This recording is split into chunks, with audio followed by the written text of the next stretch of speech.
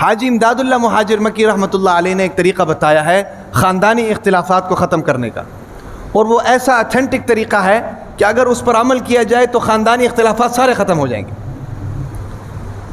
فرمایا کہ خاندانی اختلافات کو ختم کرنے کے لیے دو کام کرنے چاہیے، بلکہ خاندانی نہیں، تمام اختلافات کو ختم کرنے کے لیے دو کام کرنے ضروری ہے۔ اس کا فائدہ یہ ہوگا، ایک تو اختلاف ختم ہوگا، محبت آئے گی، دوسرا اللہ تعالیٰ اس کام میں ترقی عطا فرمائیں گے۔ اگر فیکٹری کا اونر ہے اس کے لیے بھی یہ دو کام ضروری ہے، اسکول کا پرنسپل ہے اس کے لیے بھی دو کام ضروری ہے، گھر کا بڑا ہے اس کے لیے بھی یہ دو کام ضروری ہیں، ہیں بھائی، مدرسے کا محتمم ہے اس کے لیے بھی یہ دو کام ضروری ہیں، سمجھ آ رہی کہ نہیں، کسی ادارے کا سرپرست ہے اس کے لیے بھی دو کام ضروری ہیں۔ جو شخص ان دو کاموں کو اپنے پلے سے باندھ لے گا، ایک تو اختلاف ختم ہو جائے گا، اختلاف ختم ہونے کے دو نتائج سامنے آئیں گے کہ محبت پیدا ہوگی اور وہ شخص ترقی کرے گا۔ سمجھ آ رہی کہ نہیں؟ وہ دو کام کیا ہیں؟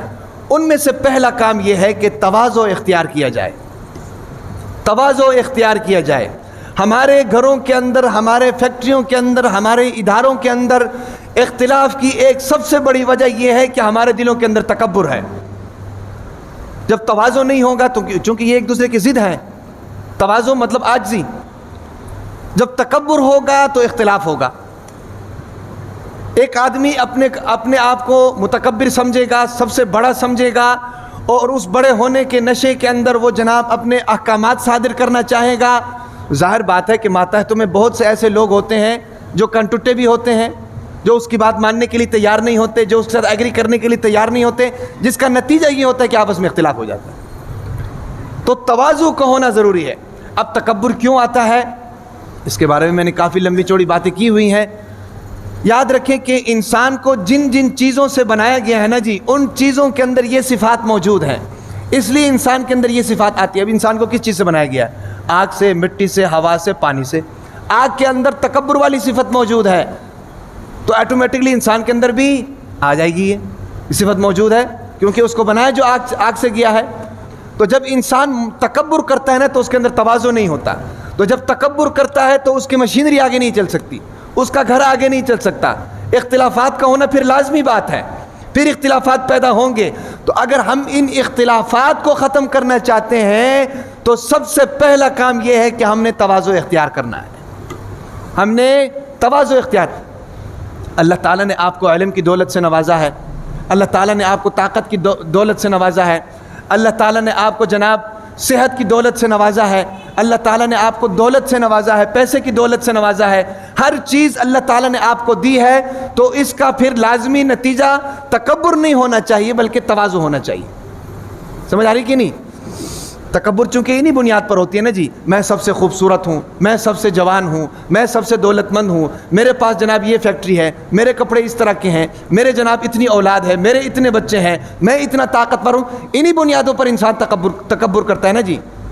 تو اس تکبر والی صفت کو ختم کر کے تواضع والی صفت کو پیدا کرنا ضروری ہے۔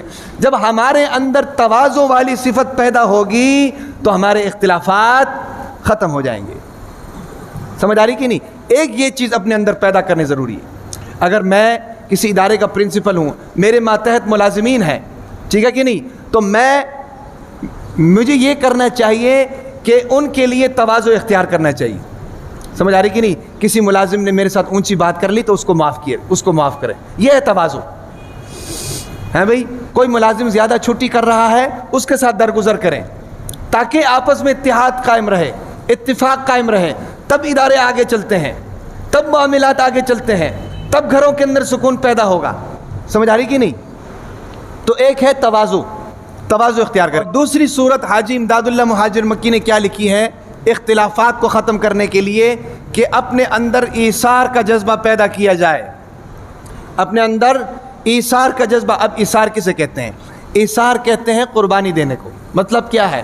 مطلب یہ ہے کہ یار چلو میرا بھائی ہے، مجھے اگر کھانا نہیں ملتا چلو میں برداشت کر لوں گا، اس کو کھانا ملنا چاہیے، یہ ایثار ہونا چاہیے، یہ قربانی ہونی چاہیے۔ سمجھ آ رہی کہ نہیں؟ ایک چیز ہے اس کے جناب دو شخص یہ چاہتے ہیں کہ وہ چیز ہمیں مل جائے، ایک شخص دوسرے کے لیے اس کی قربانی دے دیتا ہے تو اس کو کہتے ہیں ایثار۔ سمجھ آ رہی کہ نہیں؟ جس طرح ماں باپ اولاد کے لیے قربانی دیتے ہیں تو اولاد کو ماں باپ سے محبت ہوتی ہے کہ نہیں؟ بھائی گھر کے اندر کھانا کم ہے تو ماں باپ اولاد کے لیے بھوکے رہتے ہیں کہ نہیں؟ جس کا نتیجہ کیا ہوتا ہے کہ اگر اولاد عقل مند ہے، اگر اولاد سمجھدار ہے، اور اگر اولاد کی تربیت کی ہوئی ہے تو اولاد سمجھتی ہے کہ یہ ہمارے ماں باپ ہیں، انہوں نے ہمارے لیے کھانا چھوڑ دیا ہے، کھانا کم تھا انہوں نے نہیں کھایا، ہمیں کھانے دیا ہے۔ تو یہ ایثار جب ہمارے معاشرے کے اندر پیدا ہوگا تو اختلافات ختم ہو جائیں گے۔ سمجھ آ رہی کہ نہیں؟ آج ہمارے معاشرے کے اندر یہ ایثار نہیں ہے، ہم سب یہی چاہتے ہیں بس ہمیں مل جائے، دوسرے خصم نقان ان کو کچھ نہ ملے، ہمیں مل جائے۔ تو جب یہ ہوگا، ایک دوسرے کا احساس نہیں ہوگا، ایک دوسرے کے لیے ایثار نہیں ہوگا، تو پھر اختلافات ختم نہیں ہوں گے۔ صحابہ کرام رضوان اللہ علیہم اجمعین کی زندگیوں کو اگر ہم دیکھیں نا جی، ان کی زندگیوں میں یہ چیز ہمیں ملتی ہے کہ وہ ایثار کیا کرتے تھے، ایک دوسرے کے لیے قربانی دیا کرتے تھے۔ ایک مہمان آیا حضور نبی اکرم صلی اللہ علیہ وسلم کے پاس اور آ کر کھانا منگا، تو حضور صلی اللہ علیہ وسلم نے اعلان کیا کہ بھئی جس کے پاس کھانا موجود ہے اس کو اپنے گھر مہمان بنائے۔ تو ایک صحابی ان کو اپنے ساتھ لے کر چل دیے، گھر میں جا کر جناب اس کو بٹھایا اور اپنی بیگم سے کہا کہ حضور نبی اکرم صلی اللہ علیہ وسلم نے ایک مہمان میرے ساتھ بھیجا ہے، اس کے لیے کھانا اگر ہے تو لے آؤ۔ تو بیوی نے کہا کہ بات یہ ہے کہ کھانا تو تھوڑا سا ہے جس میں میں، آپ اور آپ کے بچے گزارا کر سکتے ہیں، اتنا کھانا ہمارے پاس موجود ہے۔ تو اس صحابی نے پتہ کیا کیا؟ اس صحابی نے اپنی بیوی سے کہا کہ بات یہ ہے کہ یہ حضور نبی اکرم صلی اللہ علیہ وسلم کا مہمان ہے اور اس کو میں لے کر آیا ہوں، تم ایسا کرو کہ رات کو کھانا لے آؤ اور کھانا جب دسترخوان پر لگ جائے تو تم چراغ کو جلانے کی بجائے چراغ کو بجھا دینا۔ تو جب چراغ بجھ جائے گا ہم کھانا شروع کر دیں گے، مہمان کھاتا رہے گا، ہم صرف ہاتھ ہلائیں گے، اور بچوں کو سلا دو تاکہ مہمان کا پیٹ بھر جائے۔ اب دیکھیں یہ ہے ایثار، اس کو کہتے ہیں قربانی۔ تو انہوں نے ایسے ہی کیا، رات کو کھانا لگایا، لگا کر چراغ صحیح کرنے کی جگہ چراغ کو کیا کر دیا؟ بجھا دیا، مہمان کھانا کھاتا رہا، وہ صرف ہاتھ ہلاتے رہے۔ صبح اللہ تعالیٰ نے آیت اتار دی، یؤثرون علی انفسہم ولو کان بہم خصاصہ۔